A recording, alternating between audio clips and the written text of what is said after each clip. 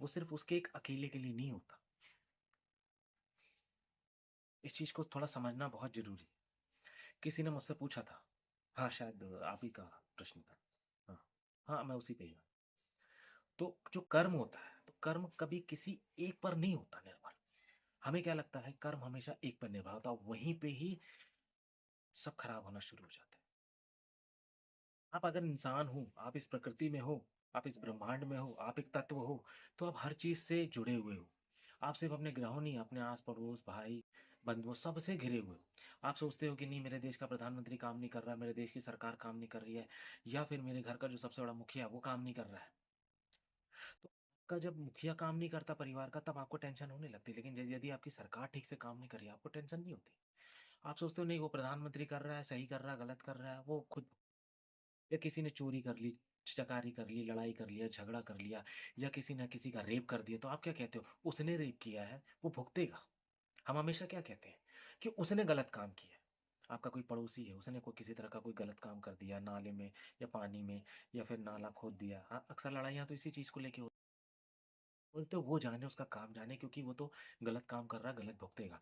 और आपको आपके पंडित और बाबाओं ने यही सिखाया है कि हर आदमी अपने स्वयं के कर्म के लिए स्वयं जिम्मेदार है। बल्कि ऐसा नहीं है, इस बात को आप समझो।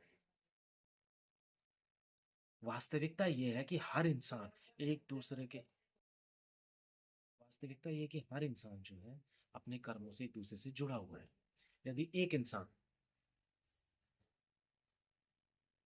इंसान कुछ गलत करता है, या उसका कोई गलत कृत्य होता है, तो उसका खामियाजा उसके परिवार को, उसके चाहने वाले लोगों को, उसके समय, ये डिपेंड करता है उसने कितना बड़ा काम किया है।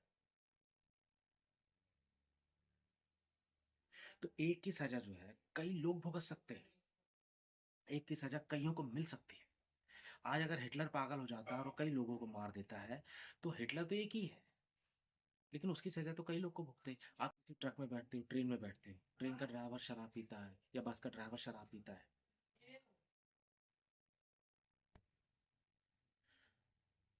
यदि ट्रक का ड्राइवर शराब पिया हुआ है, या कोई और सामने से गाड़ी आ रही है उसने शराब पिया हुआ है, तो एक्सीडेंट हो जाएगा। अब ट्रक का ड्राइवर अगर शराब पी के एक्सीडेंट कर देता है, या उसकी गलती से कोई accident, तो आप उसमें जितने पैसेंजर हैं, या रेलगाड़ी में जितने पैसेंजर हैं, या फिर हवाई जहाज में जितने पैसेंजर हैं, वो मरेंगे। उनको तकलीफ होगी, दिक्कत हो सकती है। तो उसके लिए जिम्मेदार कौन है? तुम कहोगे नहीं, वो एक बंदा जिम्मेदार था, लेकिन उसके कर्मों की सजा सबको मिली।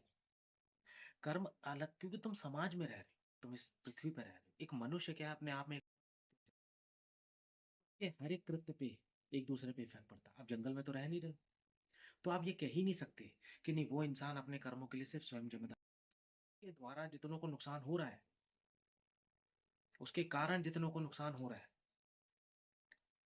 तो उसकी भरपाई कौन करेगा? अब एक इंसान है, उसके कारण अगर मान लो जनरल डायर है, जालियांवाला बाग जो हुआ था, अब उस जनरल डायर ने हजारों लोगों को मार दिया, मरे तो हजार ना, मारने वाला तो एक ही था। सवाल ये नहीं होता, जब कोई चीज गलत हो, गलत होने लगे, गलत दिखने लगे, गलत उसका प्रभाव दिखे, तो कई 10 लोग अच्छे लोगों को वहां शांति नहीं रखनी है, वहां उसी वक्त उसे ठीक कर देना है। आपके पूरे शरीर में कहीं एक जगह चोट लग जाए, तो पूरा शरीर उसको ठीक करने में तुरंत लग जाता है। शरीर में हल्की सी चोट लग जाए, खून निकलने लगे, विटामिन के, या जितना भी आपकी बॉडी WBC और जितना भी कुछ है, पूरा मैकेनिज्म, पूरा ब्रेन, सारा अटेंशन वहीं चला जाता है, क्योंकि उसे पता है कि ये मेरा पूरे शरीर का एक हिस्सा है, ये खराब हो जाएगा तो बहुत दिक्कत हो सकती है। लेकिन जब आपके एक मोहल्ले में चोरी हो जाए, चकारी हो जाए,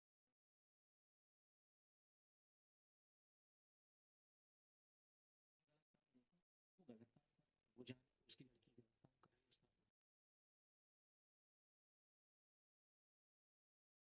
जब कहीं गलत देखो, चाहे किसी को कचरा फैलाते हुए, गंदगी करते हुए, लड़ाई झगड़ा मार,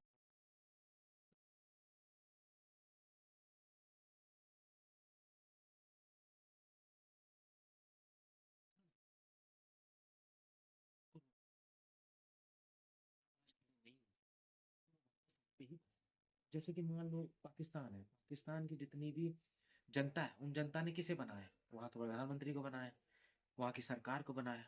और वहीं की सरकार, क्योंकि एक चीज समझना, मैं ज्यादा दोष सरकार को नहीं देता जितना मैं जनता को देता हूँ। जनता आलसी है, कमजोर है, निर्बुद्धि है, निर्विचार है, अंधविश्वासी है, दिमाग से पैदल है, भ्रष्ट है, उसकी कोई बुद्धि नहीं है, तो उसकी सरकार भी वैसी ही होगी। सरकार क्या है? वो तो आपकी नौकर है, लेकिन आपका ही उस पे प्रभुत्व नहीं है। तो एक न एक दिन क्या होता है कि वो सरकार आप पे हावी हो जाती है। आज पाकिस्तान की सरकार पाकिस्तान के लोगों को अंदर नहीं ले रही है।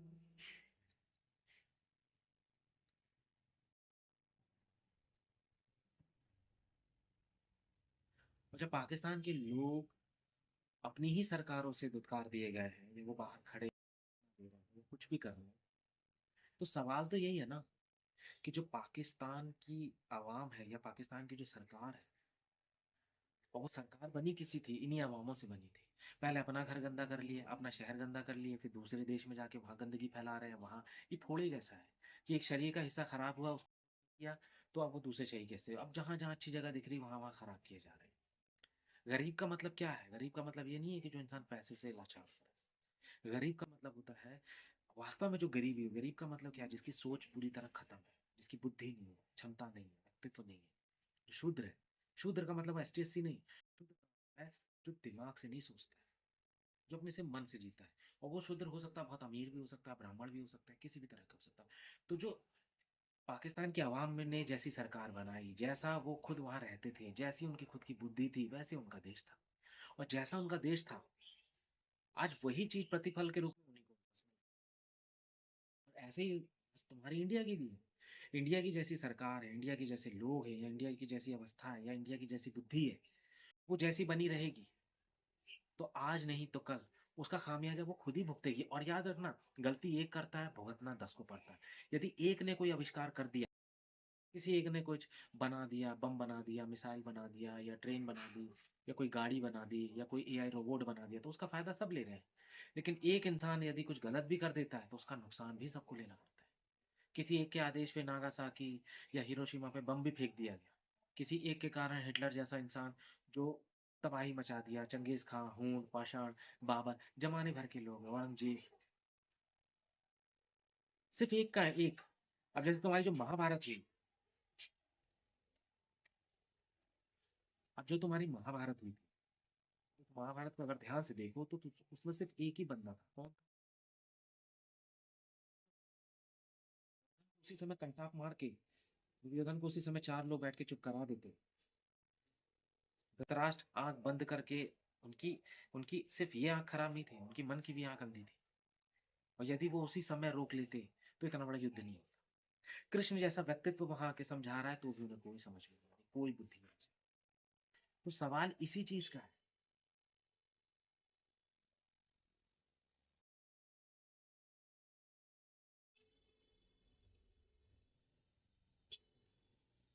कर्मों को आप किसी एक पर नहीं ला दे सकते, यही सबसे बड़ी, भारत की सबसे बड़ी भूल थी। उसने क्या किया? कर्मों को एक पे ला दिया। अब किसी स्त्री के साथ कोई गलत कर रहा है, उसकी सास गलत कर रही, ससुर गलत कर रहा है, परिवार के लोग गलत कर रहे हैं, तो वो कह रही है ठीक है, इनको भगवान देखेगा, बात ही खत्म। अब कुछ करना ही नहीं, आपको सोचना ही नहीं, आप कोई तर्क ही नहीं है, आप कोई खोजना ही नहीं है, अब अपने आप को निकालना ही नहीं है। अब एक तोता है, वो पिंजरे में बंद है, और वो तोता अपने मालिक को देखता है, और वो कहता है कि ठीक है, इसने मुझे पिंजरे में बंद किया है। और उसे कोई पंडित या बाबा कह देता है कि ठीक है, इस जन्म में इसने कर रखा है, अगले जन्म में तुम इसको कर लेना। अरे लेकिन फायदा क्या हुआ? इस जन्म में तो वो फिजूल में तो बंद ही है, और अगले जन्म में उसको वापस पिंजरे में उस आदमी को डालने के लिए वो फिर जन्म लेगा। ये क्या है? ऐसा कुछ नहीं होता भाई। अगर तुमने सब चीज ऐसे छोड़ दी कर्मों के हिसाब में या गणित में, तुमने कर्मों का तो कभी गणित समझा ही नहीं। इसलिए कर्म जो होता है इकट्ठा होते हैं, इकट्ठा लोगों से होता है। एक इंसान अगर जहर मिला दे खाने में, तो उससे रिलेटेड जितने लोग खाएंगे, अब तुम्हारी जो मैगी थी उसमें बोला था लेड मिल गया, या उसमें कोई अविजातीय पदार्थ वगैरह मिले थे, तो सबने खाया ना। जिसको नुकसान हुआ होगा उसको नुकसान हुआ। अब किसी पार्टी में जा रहे हो, खाना बनाने वाले ने गलती से जहर डाल दिया, या कुछ ऐसी चीज डाल दी जो बहुत नुकसानदायक है, या कोई सड़ा, तो सजा भी दे दोगे तब भी कम है। सजा का वास्तविक हक ये है कि आप यदि कोई अव्यवस्था देखते हो, पाप का मतलब क्या है? बुरे कर्म अच्छे कर्म जैसा कुछ नहीं होता। सिर्फ एक चीज होती है, और वो होता अव्यवस्था। आपके घर में कहीं ना कहीं बिजली लगी हुई है। अब वो बिजली क्या होता है, बिजली में यदि गलती से बिजली का तार कट जाए, वो किसी दीवार से या किसी लोहे से जुड़ जाए, तो वो पूरे घर में कहीं न कहीं करंट पैदा कर देगी। या वो किसी पानी में या किसी बाल्टी में, किसी भी चीज़ में ऐसी जगह टकरा जाए कि वो अंदर ही अंदर पूरा ऐसा बना रही है हिसाब-किताब कि सबको करंट लगे। अब जब सबको करंट लगेगा तो आप क्या करोगे? जाके उस तार को ठीक करोगे ना। आपका एसी खराब हो गया तो आप क्या कहोगे? नहीं, ये एसी पापी है, ये अपनी सज़ा भुगतेगा। आप क्या करते हो? एसी को ठीक करने।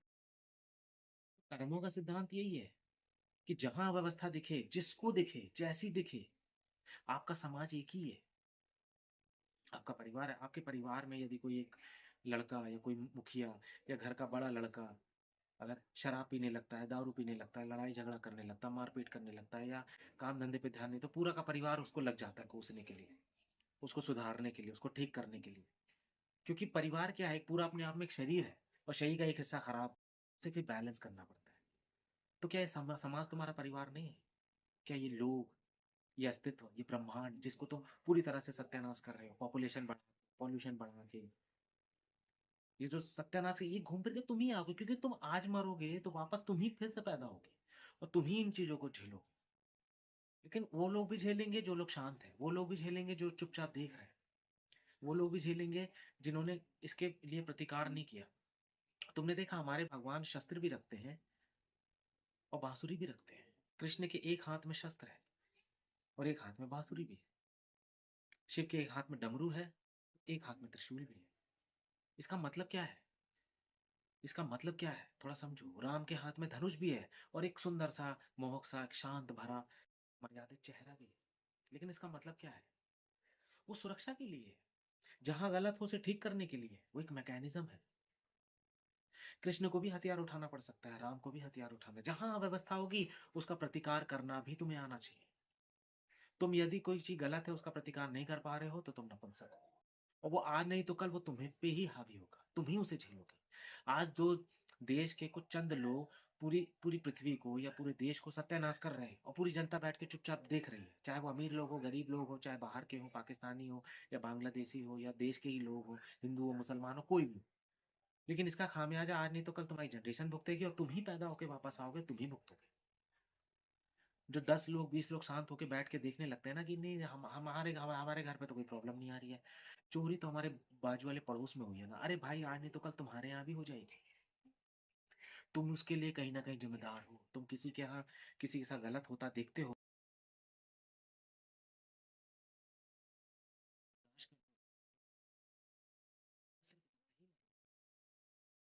उसकी सजा